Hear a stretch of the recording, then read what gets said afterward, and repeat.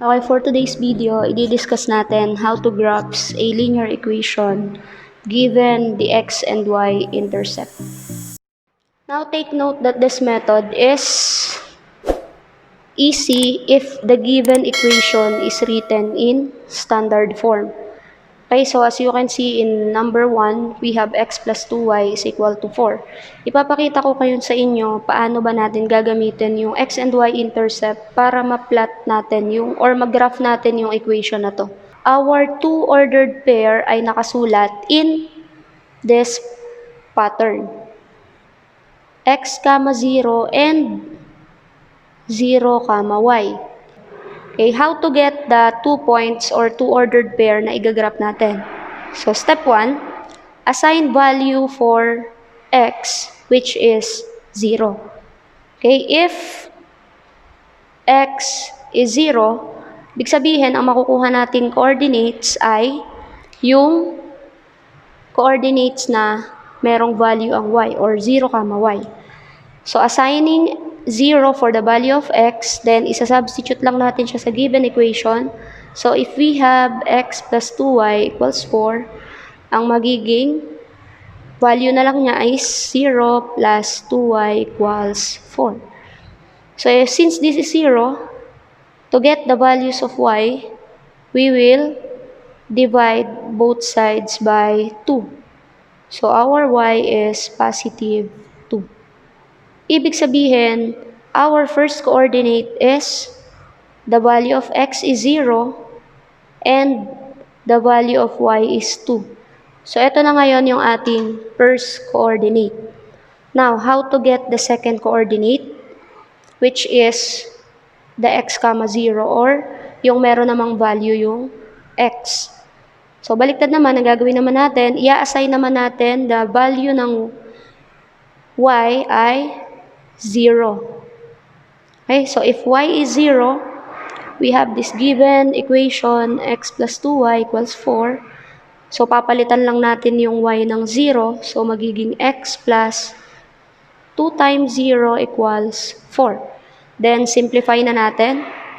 X plus 2 times 0 is 0. So, magiging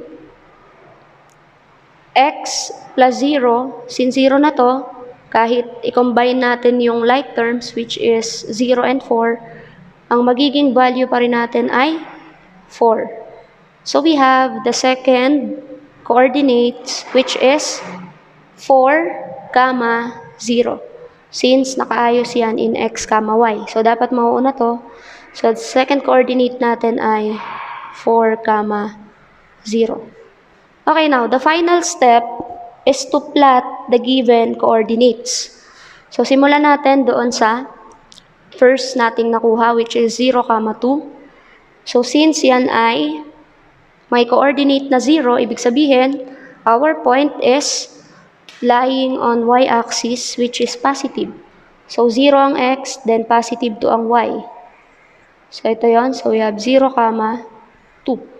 Then, for our x, 4, 0 naman. So, may values ang x natin, or may value ang x natin, then yung 0 ay sa y. Ibig sabihin, 1, 2, 3, 4, and then 0 lang, kaya ang ating point ay lying exactly in x-axis or along x-axis. So, 4, 0. We have to connect the points to show the graph of linear equation, which is x plus 2y equals 4. So, ibig sabihin, ito na ngayon yung graph ng ating given equation, which is x plus 2y equals 4. Okay, now let us have example number 2.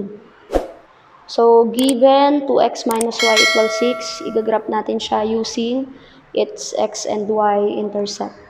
So, ganun ulit. First, assign value for x, which is 0. So, if x is 0, applying value of x, which is 0, to our equation, we will have 2x minus y equals 6. Then, palitan na natin to ng 0. So, 2 times 0 minus y equals 6. So, since ito ay magiging 0 na, our given will be negative y equals 6. Dapat, makuha natin yung value ng y na wala siyang negative sign. So, pwede natin siyang i-divide both sides by negative 1 or i-multiply both sides by negative 1 para maging positive. So, magiging negative 1 times negative y is positive y. Then, negative 1 times positive 6 is negative 6. Ibig sabihin, our first coordinate given that x is 0 is 0, negative 6.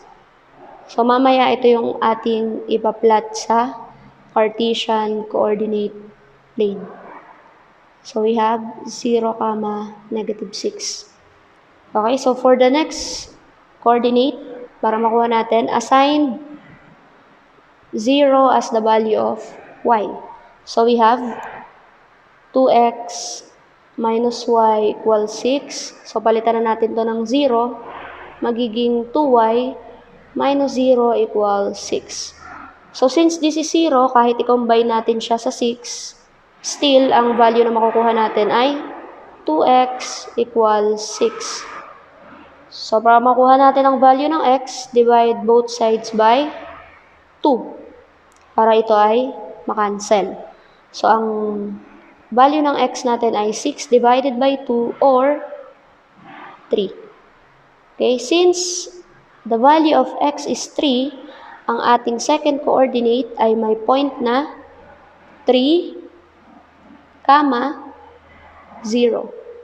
Okay, so yung 0, negative 6 at yung 3, 0, yan na ngayon yung ipa-plot natin sa ating Cartesian coordinate plane. So, unahin natin ang 0, negative 6. So, dahil ito ay 0, at yung ating y ay negative 6, ibig sabihin, our graph is lying on y-axis or along y-axis. So, we have negative 6 kasi ang x ay 0. Then, for the next coordinate, we have 3, 0. Ang y naman ang 0, so ang ating point ay lying along x-axis, which is exactly in positive 3. So, ito yung 0, negative 6, then 3, 0. Now, connect the point. So, lagay natin dito. We will connect the point to draw the line, which is the graph of our given equation 2x minus y equals 6.